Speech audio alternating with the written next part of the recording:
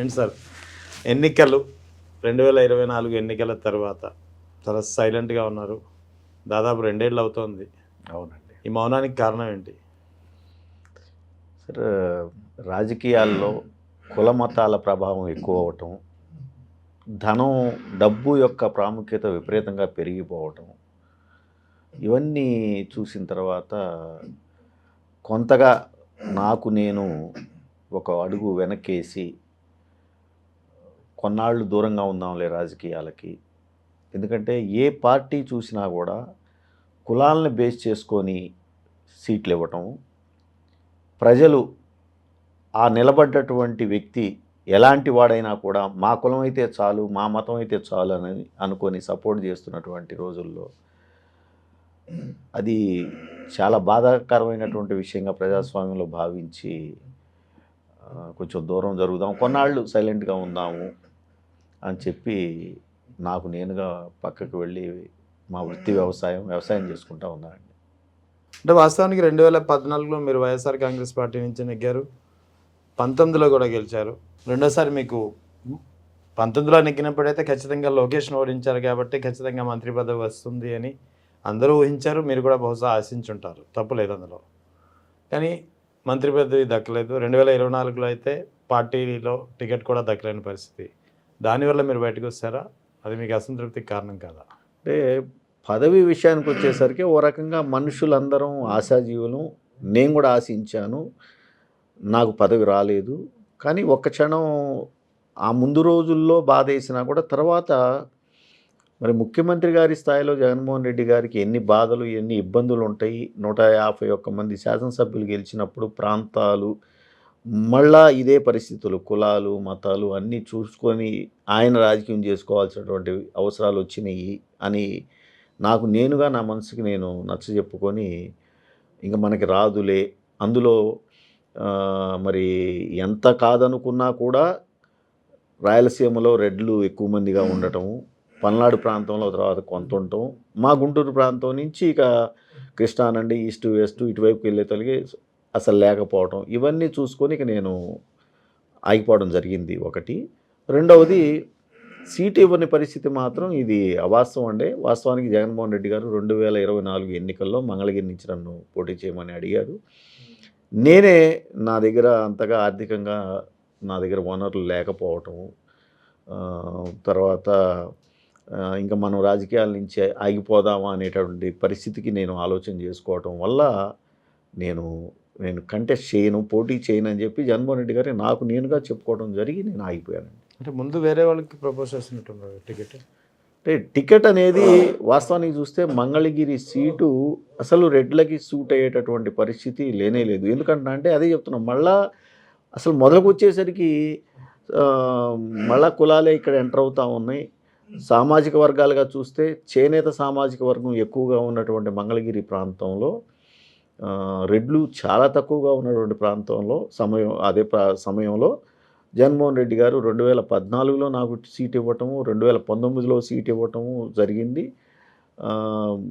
ఇంకా 2024 వచ్చేసరికి ఆయన బీసీలకి ఎక్కువ ప్రాధాన్యత ఇవ్వాలి రాష్ట్ర రాజకీయాల్లో, ఒక మంగళగిరే కాదండి, ఎస్సీ ఎస్టీ బీసీ మైనార్టీలందరినీ కూడా పెంచాలి అనే నిర్ణయం తీసుకున్నప్పుడు ఎక్కడెక్కడైతే బీసీలు ఎక్కువగా ఉన్నటువంటి స్థానాల్లో వాళ్ళనే కంటిన్యూ చేయాలని చెప్పి ఆయన తీసుకున్న నిర్ణయంలో భాగంగా చూస్తే పద్మశాలీలు ఎక్కువగా ఉన్నటువంటి నియోజకవర్గాలు రాయలసీమ కానివ్వండి, ప్రకాశం జిల్లా కానివ్వండి, గుంటూరు జిల్లాలో ఏ ఒక్క చోట కూడా చేనేత వర్గానికి మరి సీట్ లేనటువంటి పరిస్థితుల్లో మంగళగిరిని ఆయన కేటాయించాలని నిర్ణయం తీసుకోవటం వల్ల ఆ సీటు వాళ్ళకి ఇవ్వడం జరిగిందండి. అంటే బీసీలు ఎక్కువగా ఉన్నారు కాబట్టి, పద్మశాలీలు ఎక్కువగా ఉన్నారు కాబట్టి వాళ్ళకి కేటాయించారంటున్నారు. కానీ అదే మంగళగిరిలో 2014లో 2019లో వరుసగా రెడ్డి సామాజిక వర్గానికి చెందినటువంటి మిమ్మల్ని అక్కడి ప్రజలు ఆదరించారు.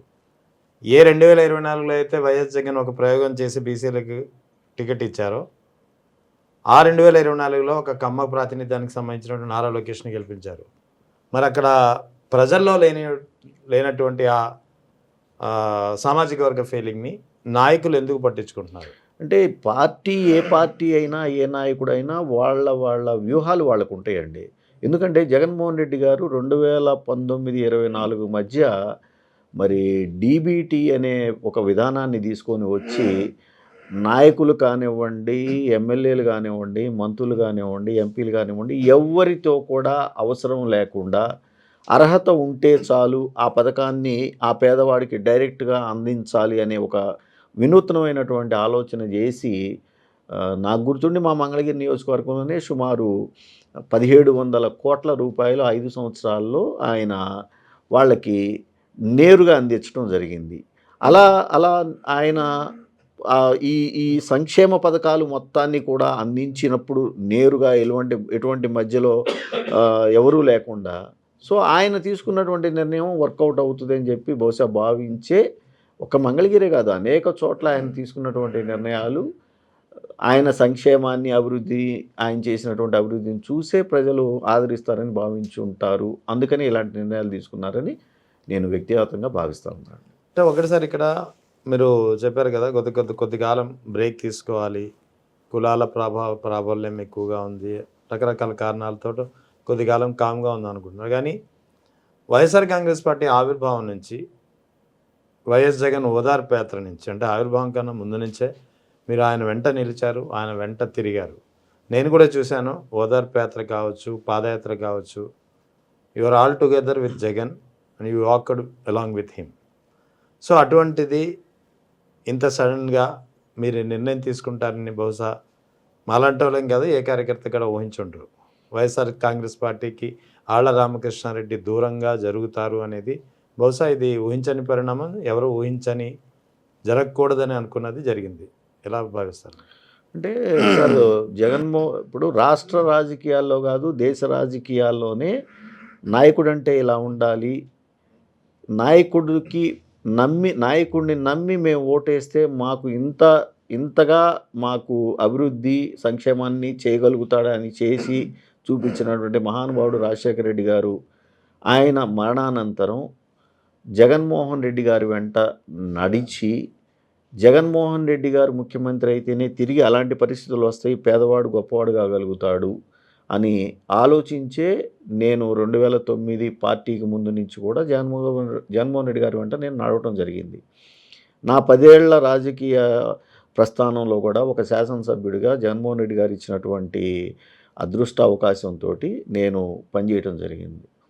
అయితే నా జీవితంలో ఈ రాజకీయ జీవితంలో ఏనాడు ఎవరి దగ్గర పైసా ఆశించలేదండి. నా సొంత డబ్బులు, నా సొంత ఆస్తులు నేను ఖర్చు చేసుకొని మరి నా ఇష్టపూర్వకంగా నేను పనిచేశాను.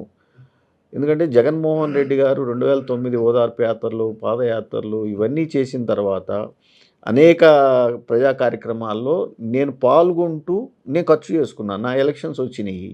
సో ఇలాంటి పరిస్థితుల్లో నేను ఆర్థికంగా నా దగ్గర ఉన్నటువంటి వనరులన్నింటినీ కూడా నేను ఖర్చు చేసుకోవడం జరిగింది. ప్రజలు కూడా పరిస్థితులు ఎలా వస్తూ ఉన్నాయి అని అంటే విపరీతంగా ఇంకా ఖర్చు చేయాల్సి వస్తున్నటువంటి తరుణంలో ఇక నేను ఆర్థిక ఒత్తిళ్లు తట్టుకోలేక ప్లస్ అంటే ఎంత కాదన్నా కూడా నేను చెప్తుంది వాస్తవా కాదా అనేది అర్థం చేసుకోలేనంత తక్కువగా ప్రజలు ఉంటారని నేను అనుకోను. నేను మనిషిని అన్నాను, మనిషినే నేను కూడా. నాకు బాధ వేసింది నాకు మంత్రివర్గంలో చోటు రాకపోవటం అనేది. సో నిజమే కదా, ఇప్పుడు మరి రెడ్లకి ఎంతమందికి ఆయన మంత్రివర్గంలో స్థానం కల్పించగలుగుతాడు. సో మనం ఇంకా రాజకీయాల్లో కంటిన్యూ చేయలేమేమో, అప్పులు చేసి మరి ఆస్తులు అమ్ముకున్నాను, ఇంకా అప్పులు చేసి కంటిన్యూ చేస్తే ఇక నేను వ్యక్తిగా దిగజారిపోతాననే ఉద్దేశంతో నేను ఆగిపోవడం జరిగిందండి.